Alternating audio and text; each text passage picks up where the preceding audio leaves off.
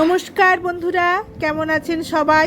ঈশ্বরের কাছে সকলের মঙ্গল কামনা করে আর একটি নতুন ব্লগ নিয়ে চলে এসেছি। আজকে আমার রান্না বান্না হয়ে গেছে দিয়ে এই যে মানে আমার কিছু মশলা ফুরিয়ে গেছে, চায়ের মশলা, তারপরে শুক্তোর মশলা, তারপরে একটা ভাজা মশলা, এগুলো ফুরিয়ে গেছে, করব। তো আগে নিয়ে নিলে, এটা চায়ের মশলা করছি, তো আগে নিয়ে নিলাম গোলমরিচ, তারপরে দারচিনি, তারপরে দিয়ে দিয়েছি লবঙ্গ, তারপরে এই যে এলাচ, আর একটা বড় এলাচ দেবো, কিন্তু সেটাকে মানে করতে পারছি না, শক্ত, তাই এটা পরে দিচ্ছি।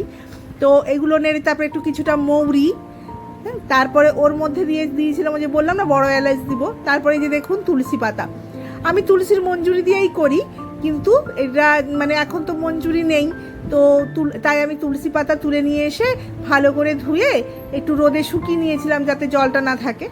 তারপরে এটাকে এরকম নেড়ে চেড়ে আর একটু যে বললাম না বড় এলাচ দেবো, দিয়েছি। আর এটা আমি অলরেডি গ্যাসটা বন্ধ করে দিয়ে কিন্তু আমি তুলসী পাতাটা দিয়েছি। তো এটা হালকাভাবে নেড়ে চেড়ে এটাকে ড্রাই করে নেব। তো আজকে বলতেই ভুলে গেছি, আজকে মঙ্গলবার, আমাদের রান্নাবান্না আগেই হয়ে গেছে। তো ছেলে আবার স্কুলে চলে গেছে খেয়ে দিয়ে। তারপরে এই যে শুক্তোর মশলা করব, আমি এইভাবে শুক্তোর মশলাটাও করে রাখি। শুক্তোর মশলাতে 5 ফোড়ন দিয়ে দিই, তারপরে দিয়ে দিই সর্ষে, আর একটু লাস্টে পোস্ত দিই। তাহলে আমার এই শুক্তোর মশলাটা করা থাকলে কি আমার শুক্তোটা, আমার এই মশলাটা দিয়ে শুক্তোটা খেতে কিন্তু খুব সুন্দর লাগে, আপনারাও করে দেখবেন, ভালো লাগবে। তো অনেকে পোস্ত দেয় না, কিন্তু আমি একটু পোস্ত দিই লাস্টে। এটা ভালো করে একটু মানে যখন গন্ধটা মানে ভাজা ভাজা একটু গন্ধ উঠে আসবে, তারপরে গ্যাসটা অফ করে দিয়ে পোস্তটা দিয়ে দিই, দিয়ে তাহলে কি ওই হালকা যে গরমটা থাকে সেই গরমেই পোস্তটাও একটু ড্রাই হয়ে যায়, তাহলে আর মানে নষ্ট হয় না আর কি। আর এই মশলাটার গন্ধ খুব সুন্দর হয়, শুক্তোটা খেতে কিন্তু খুব সুন্দর লাগে। তো এইভাবে আমি মানে সেই মশলাগুলো করে রেখে দিই, আমার অনেক দিনই চলে। তো আমার একদমই ফুরিয়ে গেছিলো, এখন যদি শুক্তো খাওয়ারে হয় তখন সেই দিন আবার করে, মানে যেদিন শুক্তো করবো সেই দিন মশলাটা করতে গেলে না, যে দেখুন পোস্ত দিয়ে দিলাম, আমি কিন্তু গ্যাসটা বন্ধ করে দিয়েছি। তো যেদিন যেদিন রান্না করব সেই দিন করতে গেলে খুবই অসুবিধা হয়, কারণ ছেলে স্কুলে যায়, আমাকে মানে 9:30 পৌনে 10টার মধ্যে রান্না কমপ্লিট করে নিতে হয়। আর আগে সব সময় তো দেখেইছেন আমাদের 4টা-5টা করে তরকারি হয়, নাহলে মানে এটা আমারই যদিও মানে ব্যাড হ্যাবিট বলতে পারেন। এই তারপরে যে ভাজা মশলা করব বলে নিয়েছি কিছুটা ধনে আর কিছুটা জিরে দেব। ধনে জিরেটা একটু মানে ভাজা ভাজা হয়ে এলে, আর একটুখানি মৌরি আছে, মৌরি বেশি নেই, তো হালকা একটু মৌরিও দিয়ে দেবো, তাহলে স্বাদটা ভালো হবে। এই মশলাটা আমি ধরুন কোনো পাতলা ঝোল করি তখন এটা দিই, ইলিশ মাছের ঝোলে আমি এই মশলাটা দিই। আমি ইলিশ মাছের ঝোলে অন্য কোনো মশলা দিই না সাধারণত। একদিন আমি না জিরে ধনে এই সমস্ত গুঁড়ো দিয়ে ইলিশ মাছের ঝোল করেছিলাম, সেদিন কিন্তু অত টেস্ট হয়নি। এমনি কালো জিরে ফোড়ন দিয়ে এমনি ইলিশ মাছের ঝোলটা করলে তারপরে লাস্টে এই মশলাটা দিয়ে নামিয়ে দিলে না অপূর্ব লাগে খেতে, টেস্টটাও ভালো হয়। তো এই আমার আজকে ড্রাই মশলা মানে যেগুলো করে রাখবো সেগুলো হয়ে গেছে। তারপরে রাত্রে রুটি খাবো, সেই তরকারিটা তখন করা হয়নি তাড়াহুড়ো করে, আসলে তখন মাছ হচ্ছিল, আর আজকে ট্যাংরা মাছের ঝাল করেছি, তো সেগুলো আর আমি ক্যামেরাবন্দি করিনি, অনেকটা হয়ে যাবে বলে। আবার ছেলের তাড়াও থাকে মানে তখন আর ক্যামেরা করতে খুবই অসুবিধা হয়, সেই জন্য আগে রান্নাবান্নাগুলো করে নিয়েছি। এই রাতের তরকারিটা করব, একটু সর্ষের তেলেই নিয়েছি, যেহেতু পোস্ত আছে, পোস্ত সর্ষে আর কাজু এই সমস্ত দিয়ে মশলাটা আমি বেটে নিয়েছি, সেটা দিয়েই আমি ট্যাংরা মাছের ঝালও ট্যাংরা মাছ বলছি, কই মাছের ঝালও করেছি, আর সেটা দিয়ে এই মশলাটা মানে এই তরকারিটা করব। তো আলু পটল দিয়ে এই তরকারিটা করব। তো একটু দেখলেন তো জিরে ফোড়ন নিয়েছি, তারপরে পটলগুলো তুলে দিলাম, আর সর্ষের তেলেই করছি। তো আজকে রাত্রেবেলা আসলে আমি দিনের বেলায় রান্নাটান্নাগুলো করে রাখি, আর আটাটাও মাখিয়ে রাখবো, রাত্রে শুধু রুটিটা হবে। রাত্রেবেলা আমি সেরকম ঝামেলা করি না, কারণ সারাদিন প্রচণ্ড কাজকর্ম থাকে, আর রাত্রেবেলায় মানে তখন আর ভালো লাগে না, তখন মনে হয় একটু নিজের মতন করে থাকি, একটু ফেসবুক, একটু ইউটিউব, ছেলেকে পড়ানো, এই সমস্তগুলোই করি, মানে রান্না বান্নার দিকটা আমি আর রাত্রেবেলা করি না। পটলগুলো একটু ভাজা ভাজা হয়ে গেলে আলুটা আগেই কেটে, আসলে তখনই হয়ে যেত এইটা, আসলে আমার পটল মানে ছেলের দেরি হয়ে যাচ্ছে দেখে পটলগুলো আর তখন কাটিনি, মানে কাটতে কাটতে এসে আমি রান্নাটা বসিয়েছিলাম, যেগুলো করেছিলাম আর কি ভাত খাওয়ার জন্য। আর তার আলুটা কেটেই নিয়েছিলাম, নুন হলুদ মাখিয়ে রেখেছিলাম।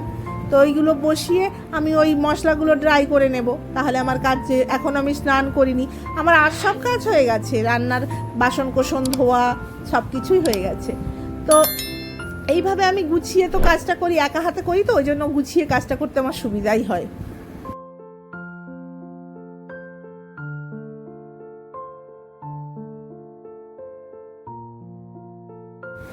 আর আমি ঢাকা দিয়ে রান্নাটা করি বলে আমার অতটা টাইম মানে সেদ্ধ হতে অতটা সময়ও লাগে না। আর আমি সত্যি কথা বলতে কি, আমি একটু মানে খরচ কম বলতে কি, আমি গ্যাসটাও কম পুরাই, কারণ আমি সিম করেই রান্না করি। ওই জন্য আমি সবসময় সবজি টবজিগুলোতে নুন হলুদ একটু মাখিয়েই রাখি, তাহলে ওটা নরম হয়ে যায় আর রান্নাটা হতেও সময় কম লাগে। আর এটা করে দিয়ে আমি আগে স্নান করে আসবো, তখন আমার রান্নাটাও হয়ে যাবে, এই আলু পটলের যে তরকারিটা। মশলাগুলো গুঁড়ো করতে করতে আমার এই আলু পটল কষানো হয়ে গেছে। দেখলেন যে আমি মশলাটাও দিয়ে দিয়েছি। আসলে এত তাড়াহুড়োর সময় করে যখন করছিলাম ক্যামেরাটা দেখিনি যে ক্যামেরাটা ওই দিকে ঘুরে গেছে। তো এই যে মশলাটাও দিয়ে দিয়েছি। তো মশলাটা দিয়ে একটু জল দিয়ে একটু ভালোই জলটা দেবো, যাতে একটু রস থাকে, যাতে রুটির সঙ্গে খাওয়া যায়। আর ওবেলা মিষ্টি আনাই আছে, এই তরকারি আর রুটি খাওয়া হয়ে যাবে।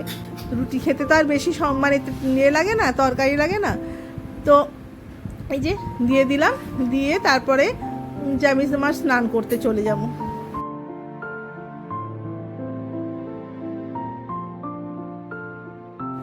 এই যে আমার তরকারিও রেডি আর আমার স্নানও হয়ে গেছে। এই যে এরকম রেখেছি, আর বেশি শুকনো করব না, তাও একটু শুকনো হয়ে গেছে স্নান করে এসে দেখছি। এই যে দুজনের খাওয়ারও বেড়ে নিয়েছি, আর যেগুলো রবিবার দিন করেছিলাম তার কিছু রেখে দিয়েছিলাম, তো সেইগুলো আজকে বের করেছি। তো এই যে কলমি শাকের ভাজা, পটল বাহারি আর কচু শাক আর ইলিশ মাছ দিয়ে যে ঘন্ট হয়েছিল সেটা। আর আমি এই যে খাওয়া দাওয়ার পরে যে বাবুকে আনতে যাওয়ার আগে, রাজকে আনতে যাওয়ার আগে আটাটা মেখে দিয়ে যাব। আটাটা মাখা থাকলে তখন রাত্রেবেলা রুটিটা করতে বেশি সময় লাগে না, 8টা তো রুটি হবে, তো ওই জন্য আর বেশি সময় লাগবে না, ওই জন্য আটাটা আমি মেখে রাখি। এই যে আমরা বেরিয়ে চলে এসেছি, অনেকটাই গেটে দাঁড়িয়ে আছি, দেখুন মালগাড়ি। এই হচ্ছে আমাদের কৃষ্ণনগরের মানে রেল গেট। যদি এখানে মানে কেউ এইটা ভাইরাল করে না, একদম পৃথিবী বিখ্যাত হয়ে যাবে। এমনই মানে আমাদের এখানে বিরক্তিকর জায়গা। মোটামুটি যদি এই যে রেল গেটে দাঁড়ায় গাড়ি, গেট যদি পড়ে আর যদি মালগাড়ি যায়, মোটামুটি ধরে রাখুন আধ ঘন্টা। আর রাস্তার কি অবস্থা দেখছেন, শুধু দেখুন।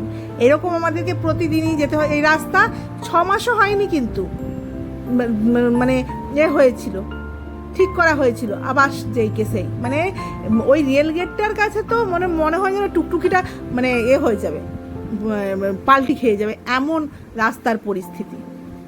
এই হচ্ছে আমাদের কৃষ্ণনগরের অবস্থা রাস্তাঘাটের, সত্যি কথা বলতে। আর প্রতিদিনই এই রকম দুর্ভোগ আমাদের ভোগ করতে হয়, কিন্তু কিছু করার নেই। ছেলেকে তো আনতে যেতেই হবে, আর আমাদের বাড়ি থেকে ছেলের স্কুলটা অনেকটাই দূর, মানে প্রায় 1-1.5 কিলোমিটার হবে। গেট যদি না পড়ে আমাদের বেশিক্ষণ টাইম লাগে না, কিন্তু 15-20 মিনিট লাগে টুকটুকিতে। তারপরে ছেলেকে নিয়ে চলে এসেছি। আজ প্রচণ্ড রোদ, দেখুন মানে প্রচণ্ড রোদ। আমরাও এখন বাড়ির পথে। আর আজকের মতন এখানেই ব্লগটি শেষ করছি। যদি ভালো লেগে থাকে তাহলে প্লিজ একটা লাইক কমেন্ট করে দিবেন, আর আমার চ্যানেলটিকে সাবস্ক্রাইব করে দেবেন, দিয়ে পাশে থাকবেন, আর একটু শেয়ার করে দিলে ভালো হয়। যারা ফেসবুক থেকে দেখছেন তারা আমার পেজটিকে ফলো করে দেবেন। সবশেষে বলি, আপনারা সুস্থ থাকুন, ভালো থাকুন, ঈশ্বর আপনাদের মঙ্গল করুন।